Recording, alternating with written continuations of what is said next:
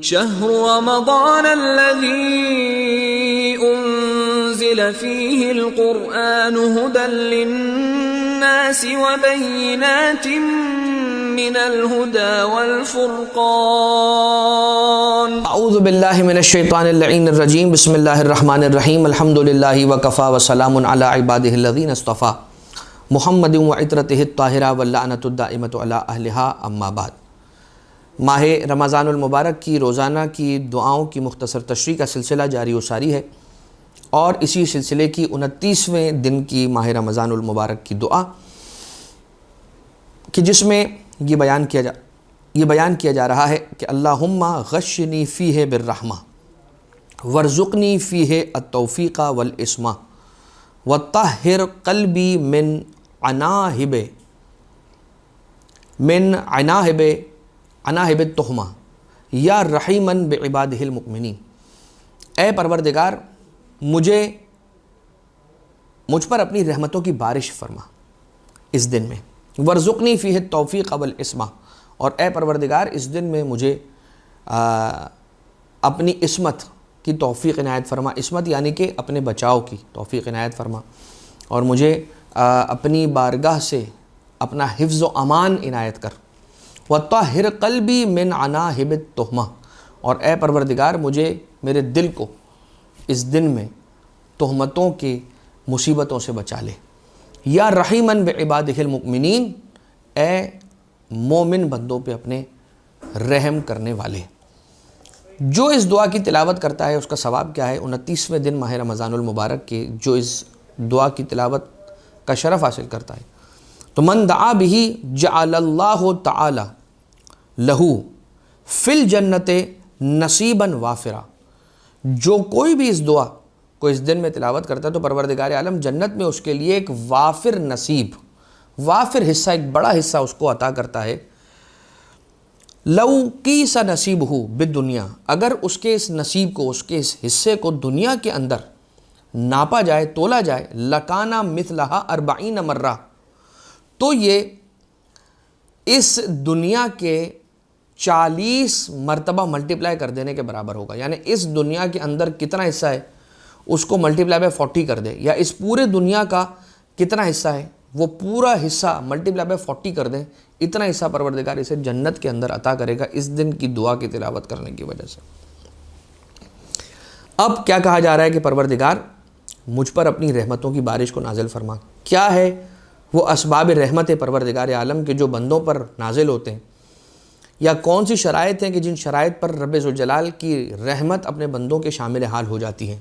ایک بات یاد رکھیے گا، اللہ کی عطائیں نازل ہو چکی ہیں، پروردگار عالم کی نعمتیں تمام ہو چکی ہیں، پروردگار عالم کی رحمتیں نازل ہو چکی ہیں۔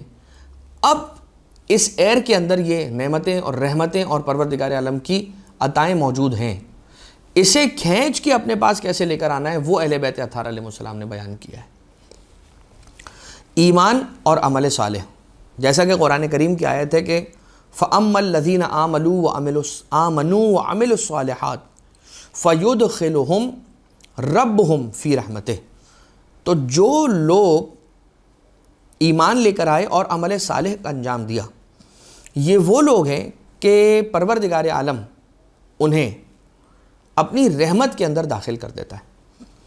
لہٰذا ایمان اور عمل صالح ایک ایسی چیز ہے، ایک ایسی شرط ہے کہ اگر کوئی شخص ایمان رکھ کے اور عمل صالح انجام دیتا ہے تو پروردگار عالم کی رحمت اس کے شامل حال ہو جاتی ہے۔ اب دوسری چیز اور دوسری شرط کہ جو اللہ کی رحمت کو اپنی طرف کھینچنے اور جلب کرنے کا سبب بنتی ہے وہ ہے اطاعت خدا اور اطاعت رسول خدا پروردگار عالم کے صلی اللہ علیہ وآلہ وسلم۔ اطیعوا اللہ والرسول لعلکم ترحمون، اللہ کی اطاعت کرو، اس کے رسول کی اطاعت کرو شاید کہ تم پر رحم کیا جائے۔ یعنی کہ اگر تم نے اللہ کی اطاعت کی اور اللہ کے رسول کی اطاعت کی تو یاد رکھنا اس بات کا بہت زیادہ چانس ہے کہ تم پر رحم کیا جائے۔ مطلب کیا؟ لعلکم ترحمون، اللہ کی اطاعت کر لی، اس کے رسول کی اطاعت کر لی۔ اب یہ کیوں کہا جا رہا ہے کہ شاید؟ کیا اور کوئی شرط بھی باقی ہے؟ تو جی ہاں، شرط تو باقی ہے، وہی شرط کہ جو غدیر خم کے میدان میں رسول اللہ صلی اللہ علیہ وآلہ وسلم نے 1.25 لاکھ حاجیوں کے مجمع میں علی ابن ابی طالب علیہ السلام کو مولا بنانے کے ذریعے سے اعلان فرمائی یہ وہ شرط ہے کہ جس شرط کے اوپر دین کی بہت ساری دین کی ہر چیز کا دار و مدار ٹکا ہوا ہے۔ لہٰذا اطیعوا اللہ والرسول کے ساتھ ساتھ اہل بیت اطہار علیہ السلام کو ماننا، مولا کائنات کی امامت کو ماننا، 12 اماموں کی امامت کو ماننا، تو پھر کیا ہوگا؟ ترحمون، تم پر رحم کیا جائے گا۔ ترک گناہ ایک اور شرط ہے کہ جس کی وجہ سے اللہ اپنے بندے پر رحمت کر نازل کرتا ہے۔ قال یا قوم لم تستعجلون بالسیئۃ، تم قبل الحسنۃ، یہ بتاؤ نیکی کرنے سے پہلے تم برائی کے اندر کیوں اتنی جلد بازی کرتے ہو؟ غلط کام کرنے کے اندر کیوں لپکتے ہو؟ گناہ کرنے میں کیوں اتنی تیزی دکھاتے ہو؟ نیکی کرنے میں تو اتنی تیزی نہیں دکھاتے، گناہ کا کام کرنے میں، برائی کرنے میں تو بہت تیزی دکھاتے ہو۔ لولا تستغفرون اللہ لعلکم ترحمون، تم اگر یہ کام نہیں کر سکتے تو پروردگار عالم کی بارگاہ میں آ کے استغفار کرو، گناہوں کو چھوڑو، نیکی کی طرف آؤ، تاکہ تم پر پروردگار عالم رحمتوں کو نازل کرے۔ لہٰذا یا قوم لما تستعجلون بالسیئۃ، برائی کے کام کے اندر جلدی نہیں کرو۔ ہاں اگر جلدی کرنی ہے تو نیکی کے کام میں اور اچھائی کے کام میں جلدی کرو، اور کیا کرو؟ مستقل استغفار کرتے رہو، تاکہ پروردگار عالم کی رحمتیں تمہاری طرف رجوع کریں اور تمہاری طرف مرکز بن کے آئیں۔ ایک اور شے کہ جو اللہ کی رحمت کو اپنی طرف کھینچتی ہے وہ ہے صدقہ۔ الصدقۃ تستنزل الرحمہ، سرکار امیر المومنین حضرت علی ابن ابی طالب علیہ السلام علیہ آلاف التحیت والثناء مولا، آقا ارشاد یہ فرماتے ہیں الصدقۃ تستنزل الرحمہ، صدقہ جو ہے وہ رحمت کو کھینچ کے نازل کرواتا ہے اپنی طرف، بندوں کی طرف۔ لہٰذا جتنا ہو سکے صدقہ نکالیں، اور صدقے کے بارے میں یہ ملتا ہے کہ صدقہ ادا نہ کریں، صدقہ بہائیں، اتنا دیں صدقہ کہ یہ کہا جائے کہ یہ پیسہ باہر آئے صدقے کے اندر، اتنا پیسہ دیں، اتنا صدقہ دیں۔ اور اگر کوئی شخص مقامات مقدسہ پر جا رہا ہے اور مسجد کوفہ جا رہا ہے تو وہاں پر خاص طور سے صدقے کی تاکید ہے، بہت زیادہ اس کا ثواب ہے۔ وہاں پر جائے جب بھی انسان تو صدقے کی عبادت کو ضرور انجام دے، اس سے محروم نہ رہے۔ اور کون سی ایسی شے ہے کہ جس سے رحمت خدا پروردگار عالم کی نازل ہوتی؟ ذکر الہی، بے ذکر اللہ تستنزل الرحمہ، یاد رکھو اللہ کے ذکر کے ذریعے سے اس کی رحمتوں کو نازل کیا جاتا ہے، طلب کیا جاتا ہے۔ اور نماز کے ذریعے سے پروردگار عالم کی رحمتوں کو حاصل کیا جاتا ہے۔ عفو اور بخشش، لوگوں کو معاف کر دو اگر، تو یہ تمہارے لیے اللہ کی رحمت کے نازل ہونے کا سبب بنے گا، اللہ کی خاص رحمت تم پر نازل ہوگی اگر تم نے کسی کو بخش دیا، اگر تم نے کسی کو معاف کر دیا۔ مولانا یہاں پہ بخشنے کی بات نہ کریں، اس لیے کہ کوئی کسی کو بخشتا نہیں ہے، جسے جب جہاں جیسے موقع ملتا ہے وہ وہاں ویسے کاٹ دیتا ہے۔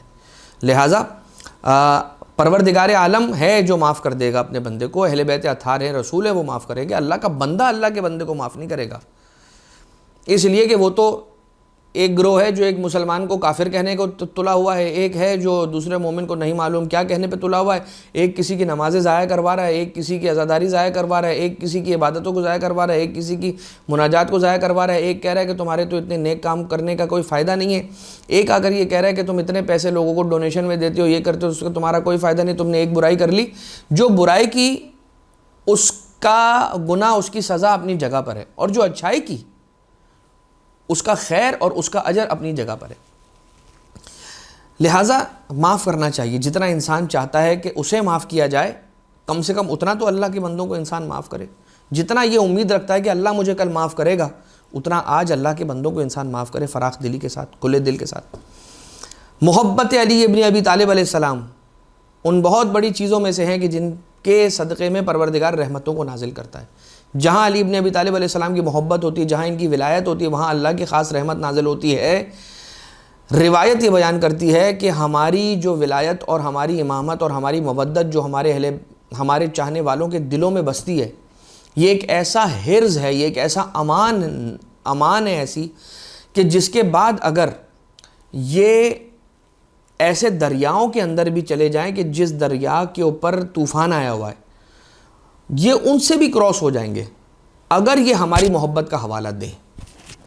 لیکن اگر کوئی محبت اہل بیت کو کچھ سمجھتا ہی نہیں ہے، وہ یہ کہتا ہے نعوذ باللہ یہ تو کام کی چیز ہی نہیں ہے، مولانا صاحب نے تو کام کی بات ہی نہیں کی، تو جب کوئی اگر اسے اتنا ویٹیج نہیں دے گا تو وہ اسے فائدہ نہیں پہنچا سکتی. لیکن اگر امام معصوم علیہ السلام کی بات پر یقین کرنا ہے اور ایمان رکھنا ہے تو مولا ارشاد فرما رہے ہیں لج البحار کیا کہا گیا ہے کہ ایسے دریاؤں سے اگر کوئی گزر رہا ہے کہ جس میں طوفان آیا ہوا ہے، طغیانی آئی ہوئی، وہاں سے بھی گزر جائے گا، سلامت واپس آ جائے گا.